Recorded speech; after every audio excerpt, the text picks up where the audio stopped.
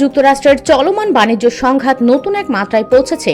মার্কিন president Donald Trump সোমবার ঘোষণা দেন, মঙ্গলবার রাত 12টা থেকে চীন থেকে আমদানি করা সব পণ্যের ওপর 104% শুল্ক কার্যকর হবে। ট্রাম্প প্রশাসনের মতে এটি হবে চীনের তথাকথিত অন্যায্য বাণিজ্য নীতি ও আমেরিকার শোষণের বিরুদ্ধে এক কঠোর জবাব। হোয়াইট হাউস নিশ্চিত করেছে, এই নতুন শুল্ক হার যুক্তরাষ্ট্রের পূর্ব ঘোষিত 34% শুল্কের সঙ্গে যোগ হয়ে কার্যকর হবে, যার অর্থ 2025 সালে চীন থেকে আমদানিকৃত পণ্যের ওপর মোট শুল্ক হবে 104%। ট্রাম্প বলেছেন, চীন যদি আরো পাল্টা ব্যবস্থা নেয় তবে তার জবাবে আরো বড় ধরনের শুল্ক বসানো হবে।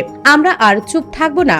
আমেরিকা কোনোভাবেই শিকার হতে পারে না চীনের পাল্টা শুল্কের প্রতিক্রিয়া। চীন সম্প্রতি যুক্তরাষ্ট্রের পণ্যের উপর পাল্টা শুল্ক আরোপের ঘোষণা দেয়। ট্রাম্প প্রশাসন এটিকে পূর্বের সতর্কবার্তার লঙ্ঘন হিসেবে দেখছে। প্রেসিডেন্ট ট্রাম্প এর প্রতিক্রিয়ায় বলেন, এ ধরনের বেপরোয়া প্রতিশোধমূলক নীতি গ্রহণযোগ্য নয় এবং এর জবাবে চীনের সঙ্গে সব ধরনের বাণিজ্য আলোচনা বন্ধ করে দেওয়া হয়েছে।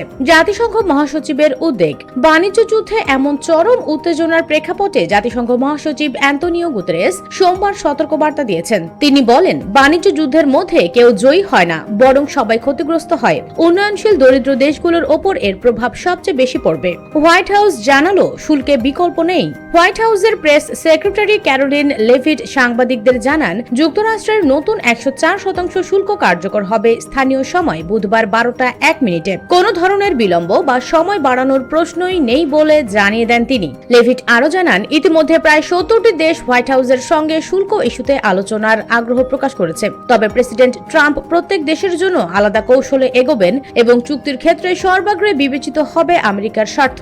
বাণিজ্যের বাইরেও শুল্ক আলোচনার প্রভাব। ট্রাম্প প্রশাসনের পক্ষ থেকে জানানো হয়েছে, শুধু বাণিজ্য নয়, বিদেশি সাহায্য ও বিদেশে মার্কিন সামরিক উপস্থিতির মতো বিষয়গুলোও শুল্ক আলোচনার আওতায় আসতে পারে।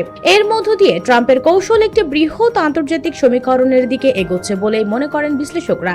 যুক্তরাষ্ট্র চীন বাণিজ্য যুদ্ধ নতুন এক ধাপে প্রবেশ করলো 104% শুল্কের ঘোষণার মাধ্যমে।